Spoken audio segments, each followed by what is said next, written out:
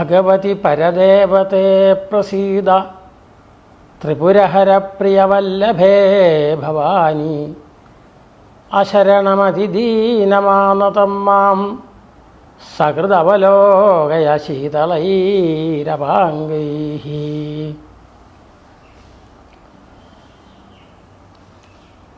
ഭക്തന്മാരെ ഒരു ശുഭവാർത്ത അറിയിക്കുകയാണ്. എല്ലാവർക്കും അറിയാം, ആറ്റുകാൽ ദേവീക്ഷേത്രം ലക്ഷക്കണക്കിന് ആളുകൾ പൊങ്കാല സമർപ്പിക്കുന്ന ഒരു ദിവ്യക്ഷേത്രം. പല സ്ഥലത്തുനിന്നും ആൾക്കാർ ഒന്നിച്ചു കൂടും പൊങ്കാല സമർപ്പിക്കാൻ.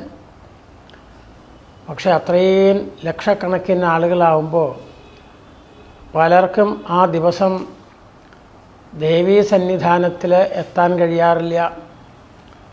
വളരെ ദൂരെ ഇരുന്നുകൊണ്ട് വേണം ദേവിക്ക് സമർപ്പിക്കാൻ. അങ്ങനെ ഭക്തന്മാരുടെ ഒരാഗ്രഹം കണ്ടപ്പോൾ ദേവി വിചാരിച്ചു, എല്ലാവരെയും ഭക്തന്മാരെയും തൻ്റെ സന്നിധാനത്തിലിരുത്തി അവർക്ക് തന്നെ ആരാധിക്കാൻ ഒരവസരം ഉണ്ടാക്കണമെന്ന് ദേവി സങ്കല്പിച്ചു. അതിൻ്റെ ഫലമായിട്ടാണ് ദേവീ സഹസ്രനാമം കൊണ്ട് ഒരു കോടിയർച്ചന വരികയാണ്. ജൂൺ മാസം 13-ാം തീയതി ആരംഭിക്കും. 23-ാം തീയതി ദേവിയുടെ വിശേഷമായിട്ടുള്ള നക്ഷത്രം കാർത്തിക നക്ഷത്രത്തിൽ അവിടെ സമർപ്പിക്കുകയാണ്. അപ്പോൾ ഇതിൽ ഭക്തന്മാർക്ക് എല്ലാവർക്കും അതിൽ പങ്കെടുക്കാം. വേണ്ട ആളുകൾ കാലേ തന്നെ ദേവസ്വമായിട്ട് ബന്ധപ്പെടുക.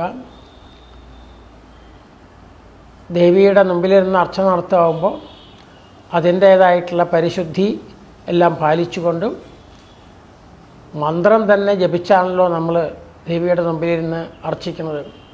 അതുകൊണ്ട് മന്ത്രത്തിന് തെറ്റുവരാതെ നല്ല പോലെ ദേവീ സഹസ്രനാമം ചൊല്ലി പഠിച്ച് വൃത്തിയായിട്ട് വേണം ദേവിയുടെ മുമ്പിൽ അത് ജപിച്ച് സമർപ്പിക്കാൻ. എല്ലാ ദിവസവും ജൂൺ 13-ാം തീയതി കാലത്ത് 7 മണിക്ക് ആരംഭിക്കും. എല്ലാ ദിവസവും കാലത്ത് 7 മണിക്ക് ആരംഭിക്കും. 2 പ്രാവശ്യം സഹസ്രനാമം ജപിച്ചു കഴിഞ്ഞാൽ ലഘു ഭക്ഷണത്തിനുള്ള സൗകര്യമൊക്കെ ഭക്തന്മാർക്ക് അവിടെ ഒരുക്കിയിട്ടുണ്ട്. അത് കഴിഞ്ഞിട്ടുണ്ടെങ്കിൽ അരമണിക്കൂറിന് ശേഷം വീണ്ടും 2 പ്രാവശ്യം കൂടി ജപിക്കും. അത് കഴിഞ്ഞാൽ ദേവിക്ക് നിവേദിച്ച് ആ നിവേദ്യം ഭക്ഷണമായിട്ട് എല്ലാ ഭക്തന്മാർക്കും അത് ശ്രദ്ധാഭക്തിയോടുകൂടി സ്വീകരിക്കാൻ ഉള്ള സൗകര്യമുണ്ടാവും. ഇതിൽ അർച്ചിക്കാൻ നേരിട്ടിരുന്ന് അർച്ചിക്കുന്നവർക്ക് അർച്ചിക്കാം. അതല്ല ആ ദിവസങ്ങളിൽ നാളും പേരും അവിടെ കൊടുത്തുണ്ടെങ്കിൽ അവരുടെ പേരിൽ പ്രത്യേകമായിട്ട് അർച്ചന നടത്തും. വൈകുന്നേരം ദീപാരാധന കഴിഞ്ഞാൽ അർച്ചനാപ്രസാദം ഷീട്ടാക്കിയ ആൾക്ക് വിശേഷമായിട്ട് കൊടുക്കും. ഇങ്ങനെയൊക്കെയുള്ള ഒരു പുണ്യ ഒരവസരമാണ് ആദ്യമായിട്ട് നമുക്ക് കിട്ടുകയാണ്. ദേവിയുടെ മുമ്പിൽ തന്നെ ഇരുന്ന് ദേവിക്ക് അഭിമുഖമായിട്ടിരുന്ന് എല്ലാവരും മനസ്സുകൊണ്ട് പുഷ്പാഞ്ജലി ചെയ്യും. ഓരോ നാമത്തിനൊക്കെ നമുക്ക് അർച്ചിക്കാൻ സൗകര്യം ഉണ്ടാവില്ല. അപ്പോൾ അതുകൊണ്ട് ഒരു തടങ്ങിയിട്ടുണ്ടെങ്കിൽ അതിൻ്റെ സമാപനത്തിൽ 4 പുഷ്പങ്ങൾ ദേവിയുടെ പ്രത്യേക സങ്കല്പത്തിൽ അവിടെ പ്രകാശിപ്പിച്ചിട്ടുള്ള ദീപത്തിൽ സമർപ്പിക്കും. അത് ദേവിക്ക് സമർപ്പിക്കും. ഇങ്ങനെയാണ്. അപ്പോൾ ഇത്രയും ആളുകൾ, ഇപ്പോൾ ഒരു ദിവസം 200 ആൾ ചുരുങ്ങിയത് പങ്കെടുക്കണം. 10 ലക്ഷം ഒരു ദിവസം വേണം.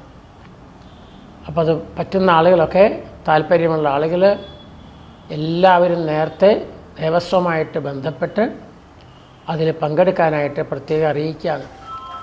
ഇത് അപൂർവമായിട്ട് കിട്ടുന്ന ഒരവസരമാണ്. ദേവിയുടെ മുമ്പിൽ തന്നെ ഇരുന്ന് അർച്ചിക്കാൻ അവസരം.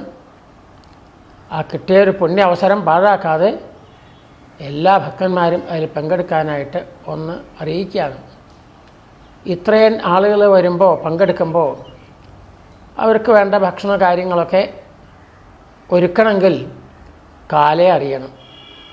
അപ്പോൾ കാലത്ത് പെട്ടെന്ന് വന്ന് അതിൽ പങ്കെടുക്കാൻ കൂടുതൽ വിഷമാവും. എപ്പോഴായാലും തലേ ദിവസമെങ്കിലും അത് ദേവസ്വത്തിൽ അറിയിച്ചാലാണ് അത് കൂടുതലായിട്ടുള്ള സൗകര്യം. അതുകൊണ്ട് എല്ലാ ഭക്തന്മാരെയും ഈ കിട്ടിയ അവസരം പാഴാക്കാതിരിക്കാൻ പ്രത്യേകമായിട്ട് ഒന്ന് ഓർമ്മിപ്പിക്കുകയാണ് ഈ സന്ദർഭത്തിൽ ചെയ്യുന്നത്. ജൂൺ 13-ാം തീയതി കാലത്ത് 7 മണിക്ക് ആരംഭിക്കും. 23-ാം തീയതി നമ്മളത് സമർപ്പിക്കും. ഈ രീതിയിലാണ്. ഇനി ഇതിനെക്കുറിച്ച് കൂടുതൽ കാര്യം അറിയണമെങ്കിൽ ദേവസ്വമായിട്ട് ബന്ധപ്പെട്ടാൽ എല്ലാം അറിയാൻ കഴിയും എന്ന് ഭക്തന്മാരെ പ്രത്യേകമായിട്ട് ഓർമ്മിപ്പിക്കുകയാണ് ഈ ചെയ്യുന്നത്. ദേവിയുടെ മുമ്പിലിരുന്ന് അർച്ചന നടത്താനുള്ള വലിയൊരവസരം. നാമാവലിയായിട്ടല്ല നമ്മൾ ചെല്ലുക, സഹസ്രനാമമായിട്ട്. ശ്രീമാതാ ശ്രീമഹാരാജ്ഞി ശ്രീമത് സിംഹാസനേശ്വരി ചിദഗ്നികുണ്ഡ സംഭൂത ദേവകാര്യസമുദ്യത. ഇങ്ങനെ നമ്മൾ ജപിക്കുകയാണ് എല്ലാവരും കൂടി ചെയ്യുക. അതുകൊണ്ട് ഗ്രന്ഥം കയ്യിലില്ലാത്തവർക്ക്, അത്യാവശ്യക്കാർക്കൊക്കെ ദേവസ്വത്തിൽ അവിടുന്ന് പ്രകാശിപ്പിച്ച സഹസ്രനാമം ഗ്രന്ഥം ഉണ്ടാവും. മറ്റ് നിത്യം ഉപയോഗിക്കുന്ന ഗ്രന്ഥം ആൾക്കാർ കൊണ്ടുവന്നാൽ അത് ഉപയോഗിക്കാം. ഹൃദിസ്ഥമായിട്ടുള്ള ആൾക്ക് ഗ്രന്ഥം നോക്കണമെന്നില്ല, അല്ലാതെയും തെറ്റുകൂടാതെ ജപിക്കാം. എത്രയോ ഭക്തന്മാർ സഹസ്രനാമം ജപിക്കുന്ന ആളുകളുണ്ടാവും. അപ്പോൾ അവർക്കൊക്കെ പങ്കെടുക്കാൻ ഒരു അവസരമാണ്. 13 ദിവസം ഉണ്ടാവുക കാരണം എല്ലാ ദിവസം പങ്കെടുക്കുന്നുള്ളവർക്ക് അതിനുള്ള സൗകര്യം ഉണ്ടാവും. അതല്ല, സൗകര്യം പോലെ ഭക്തന്മാർക്ക് അതിൽ പങ്കെടുക്കാം എന്ന് മാത്രം ഈ സന്ദർഭത്തിൽ ഓർമ്മിപ്പിക്കുകയാണ്. ആ ദേവിയുടെ മുമ്പിലിരുന്ന് ആരാധിക്കാനുള്ള ഒരവസരം ആണ് ഇത്. പാഴാക്കരുന്ന് എല്ലാ ഭക്തന്മാരെയും അറിയിച്ചുകൊള്ളുന്നു.